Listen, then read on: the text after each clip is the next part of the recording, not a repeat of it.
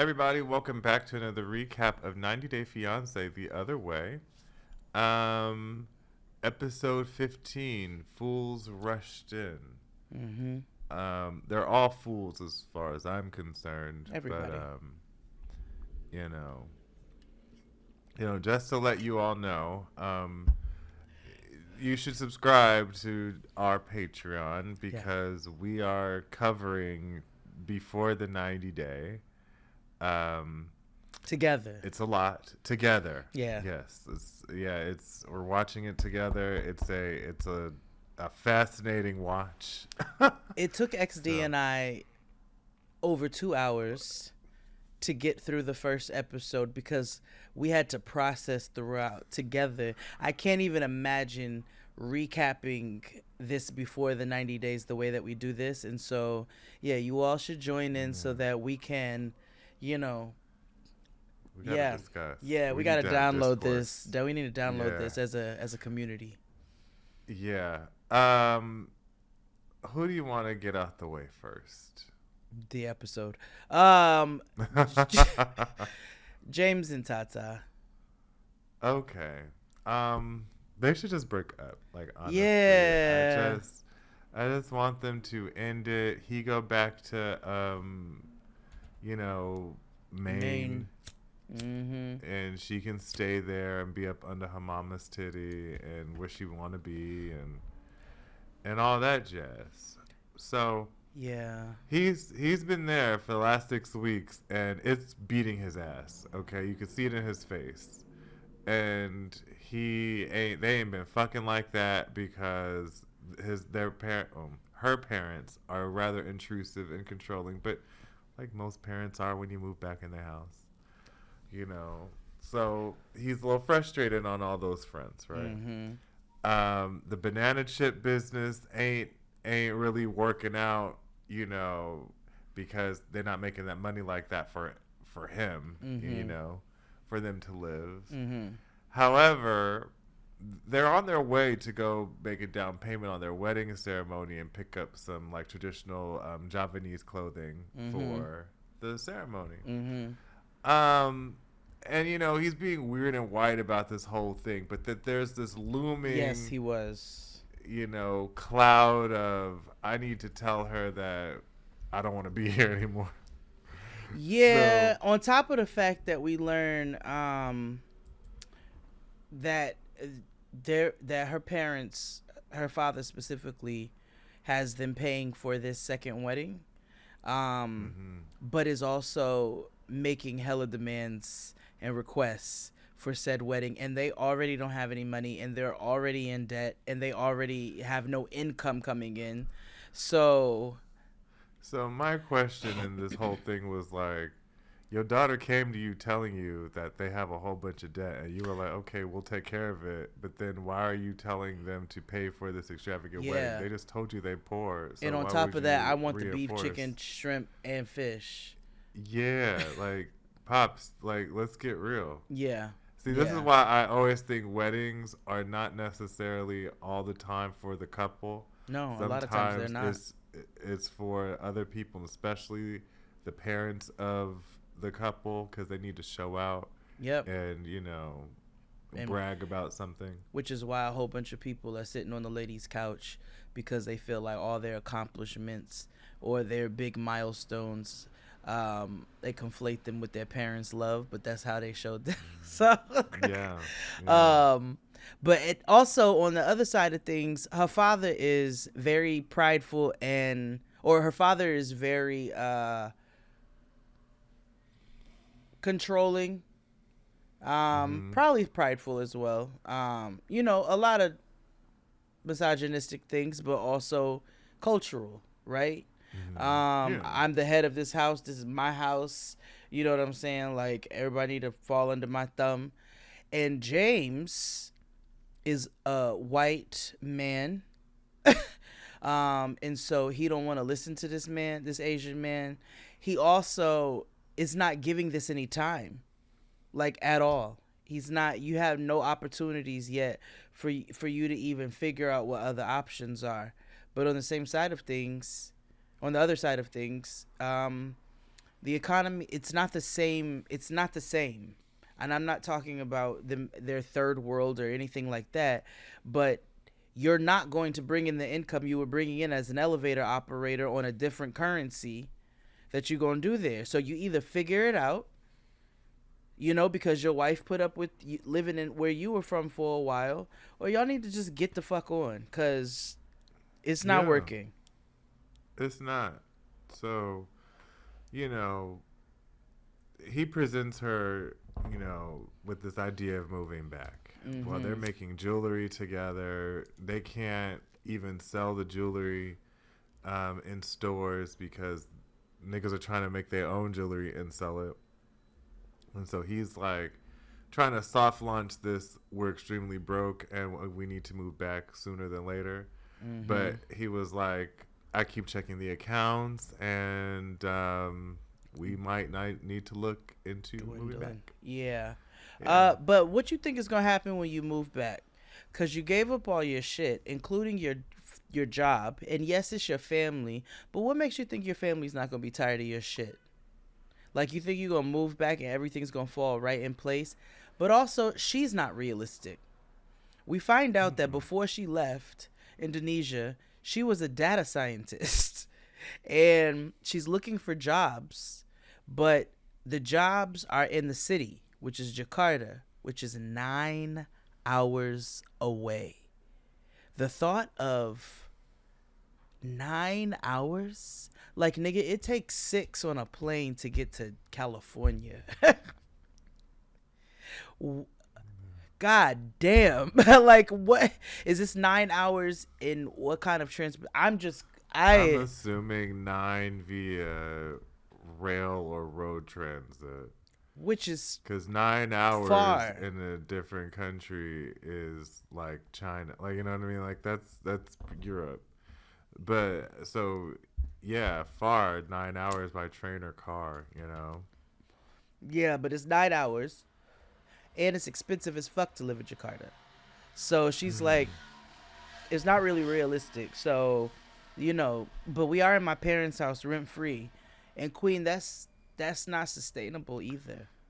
Yeah, like she's disillusioned by wanting to be just like her parents, and that's not. She's also motivated by her extreme hate for the States. Yes. Understandable. But I get it, but also you also chose to marry an American man who has his own thoughts and opinions about the world, and whether we may or may not like them, you still have to kind of honor him because that's your partner, right?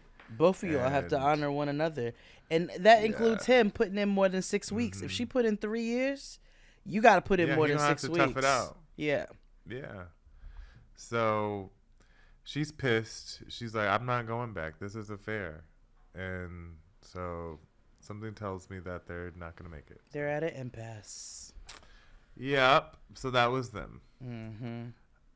Where would you like to move on to?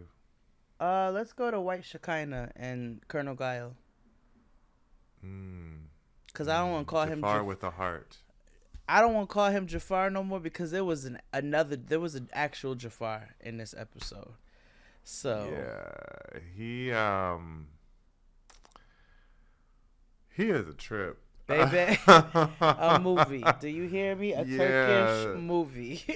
So, like, they go down to a cosmetic surgeon consultation because White Shekinah is getting her 1, 2, 3rd nose job. Now, between us squirrel friends, the first one was necessary. Just say. The first one was necessary. The second one was not. No, necessary. It wasn't. I was shocked that she even showed us her old dead face. Her dead face. You?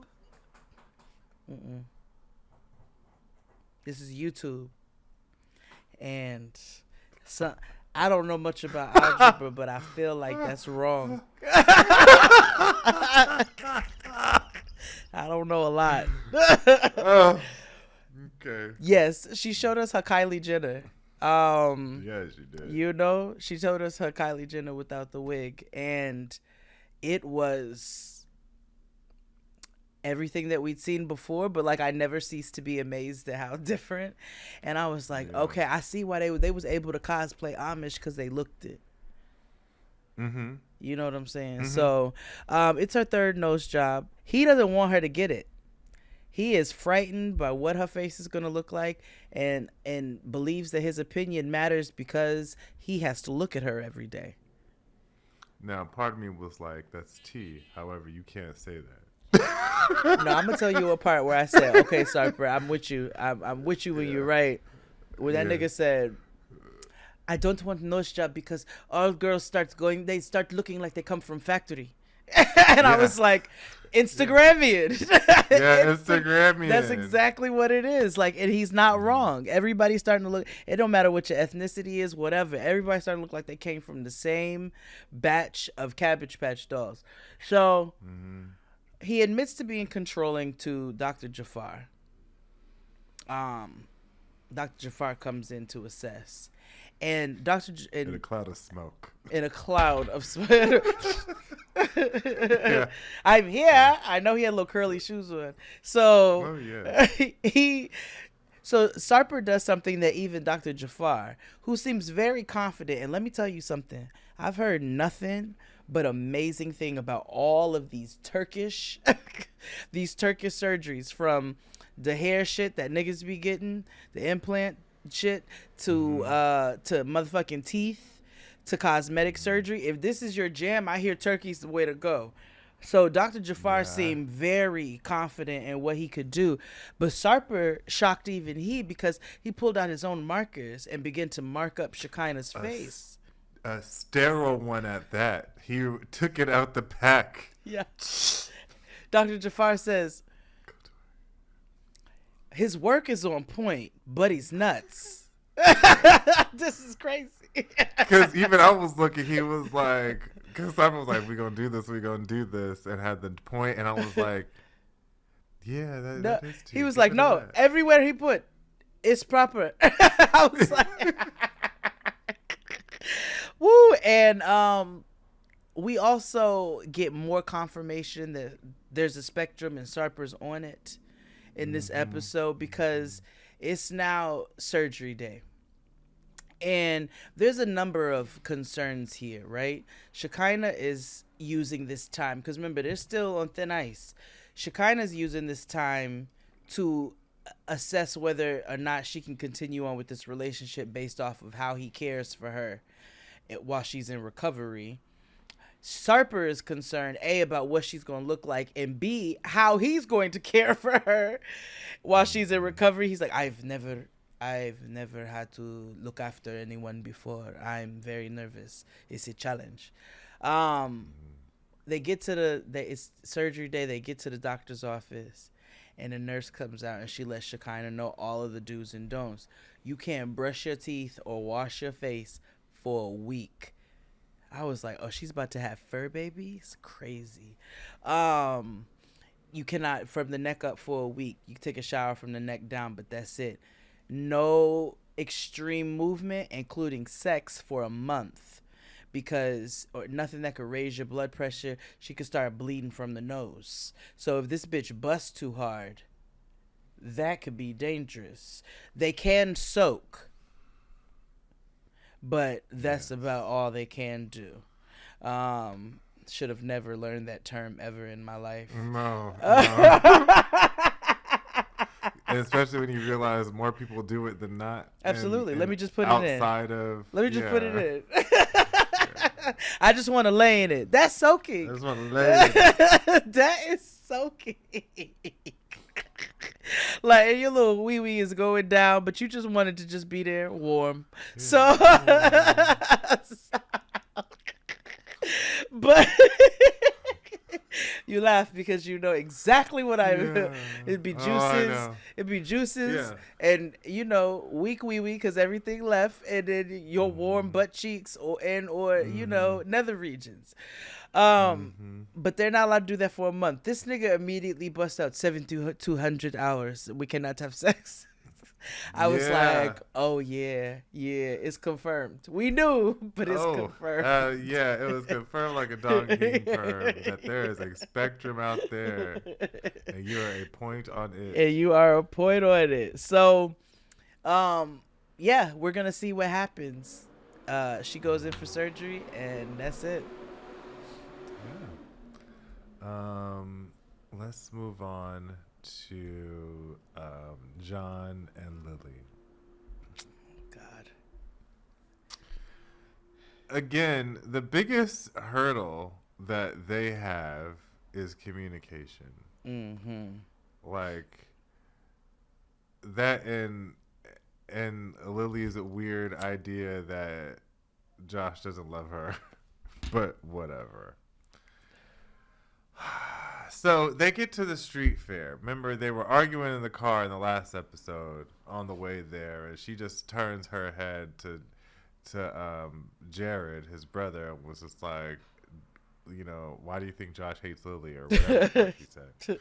So something like that.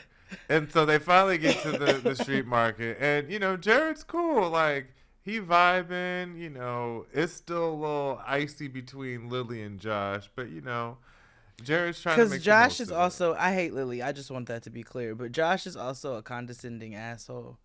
Because the fact that you keep telling this lady, thanks for ruining my brother's first night here, that is so unbelievable. I know he got that from his mother. He did. Because he is a mama's boy. You can tell. He got soft cheeks. So, Well, yeah, because their father was in the military and also a police officer, so he wasn't at home. He got that from his mother. Yeah.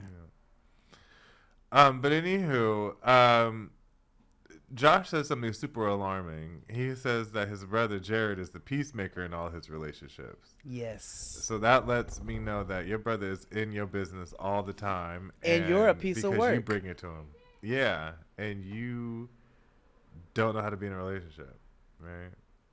So they get to sit down and eat, and they finally bust out a translator. I was like, finally. Yeah, because it clearly, why y'all just can't figure the fuck out that language is the problem here, right? So I'm not being obic, nothing, none of that, phobic, none of that. I just have to say, Asian people across the board be having the cutest shit. Like, they should just be cute. It be cute phone cases, cute headbands, cute, like, it just be cute shit. Oh, that's cute. Yeah, that's so cute. Like, where you get this cute shit from? Yeah, they do. Yeah, because she pulled her little phone translator out, and I was like, cute. That's fucking cute. Yeah. And she's, typing away because she was like, I'll write it because I need to get my shit out. And essentially she says she brings up money a lot because it's to demonstrate her gratitude, to ensure that he is happy. I was a little confused at her rationale. She wants him to be grateful, and I think gratitude is very important, but I'm like, what you want from a nigga who moves somewhere that you all discussed ahead of time? The legalities of him not being able to work. You want him to kiss your ass every day? Like, I think that there are ways to say thank you. I think there's ways to say thank you in your actions. If I can't work, I will take care of these other things around the house or whatever to kind of balance that out a bit. But I do feel from the last few episodes, again, these are edited episodes, but it seems as though she just always wants to be validated at every turn. Like, at every turn, she want to be the person who is the victim or the validated one. And so it just felt like she want him to kiss her ass every day. Yeah. And maybe it's lost in translation, but that's what I got from it too. But that was them, honestly. we do learn that her daughter don't fuck with him. Oh yeah, because she comes up in the next episode. Yeah. We'll see. Yeah. Further detail. But that was them. Mm-hmm. And last but not least, Sean and Joanne. She really shit the bed here. Oh, both of them. Both of them. Both of them. But yeah, especially her. Her, because these young boys she has have really big feelings. And rightfully so. Absolutely. I would have cursed my mom out if she did some shit like that. And also, stop putting your goddamn suitcases on the bed, please. I hate it. Oh, my God. It's just as bad as shoes. Yes. So I cackled because I was like, oh, this young man is pissed because he is packing early. They show B-roll of them sightseeing. It's not even leaving day. And your boy is like, yeah, I'm ready to go home. He got that news, and he has been off ever since, and understandably so. Yeah. So, like, she sits him down while he's packing and, like, tries to understand where his head is at and what's going on. And he's like, so what's the timeline? Like, be realistic. Like, what are you trying to do? When are you trying to move? What does that look like for me and my brother Jesse? You leaving us? Yeah. I feel like I'm going to have to be a parent because you want to up and leave somewhere else. And she's like, no, I'm never going to leave you. You know, I'm still your mom. He's like, bitch, you're about to be bicultural. Like, how the fuck? And now, and he's like, and dad is 45 minutes away. And I said, that's another conversation. Because, yes, she shit the bed on this. But also, if you have a primary parent who has sacrificed all of their things to take care of children for an extended period of time, at what point do they get to enjoy life? Now, the way she did this was fucked up. Yes. But at what point do they get to enjoy it? This nigga's 45 minutes away, then you need to 45 minutes your ass the fuck down this road and figure out how to step the fuck up. And I'm curious to know the dynamics of I feel like they dad live in the city and they live out in Long Island. In Long Island. Or their daddy live in Queens or something. Yeah. Same, city, Long He Island. He lives in New York City. Yeah, and he probably works for the city. Oh, yeah. And pays them he might be an MTA worker. And that's why I'm assuming he probably makes a shit ton of money. And that's why he's able to, find... Because she doesn't have a real job. What is she? A white lady who does tarot card readings? I forgot about that. About that. That's not a real career. And got all that surgery. How you get that? Yeah. Yeah. Exactly. But anywho, her son is like, this is a lose-lose situation, queen. Like, either I'm losing my mama or I got to figure some shit out at my young age, right? And you can tell that her happiness is important to her kids, but they are extremely conflicted by the way that they receive this information, the timeline behind this information, and also the drastic change that this information will bring to their lives. So, but you can tell that there is a relationship there between her and her sons, which is why they can have a conversation like this. She wasn't thinking about the negatives at all here, and she admits that. Next, the BFF and the kids are finally going back home. And it's awkward because it's caused teleconfusion. Everything is just kind of like silent, awkward silences. In the back, the older one starts to be like, well... I didn't have a good time. Like, he was making cracking jokes, but you could tell he was, like, annoyed and, like, felt away. Even the youngest one was joking. He was like, see you later, father. That was funny. And the older one did acknowledge, he's like, I wish I would have had more time with him to get to know him. Because you can tell they like him. You can tell they like them together. They don't like the situation and the way that it was presented to them. Exactly. So he told his mama, the eldest one, he was like, "Well, me and the youngest one gonna have a conference, Huh. And and we'll so get we back go, to you." and we'll get back to you." And they show the B-roll of her bestie, Noelle, getting in her ass too. Like, bitch, like, cool. I love all this. I think that nigga is nice. Like, I like the way he treats you. This is great. Ireland's beautiful. But not only did you not tell me you weren't married, now you tell me you're married and you're moving across the world. Like, what? Yeah. Yeah. And Yeah. You didn't tell your kids. That's fucking crazy. That's bro. crazy. That's crazy. Yeah. So, I don't know. I feel like we got a few more episodes to go. Yeah, same. Because we got to finish the story. We got to figure out if Tata is gonna stay in Indonesia. I hope she does, and I hope he does. goes home and they break up. The only couple that and probably in real life maybe I would see I don't know their politics, but I do feel bad for Sean and Joanne. Like, the feeling it is their own doing, but I do think that they have nice energy together. They're the only couple when you see them together where it's like Sarper and White Shekinah when they're in their good spaces, but they're toxic at the foundation. But these two, I think they just made a bad decision, but they do seem to be very into each other and really like each other. So I hope that works out for them. Yeah. But that was them. And until next time, friends. Bye.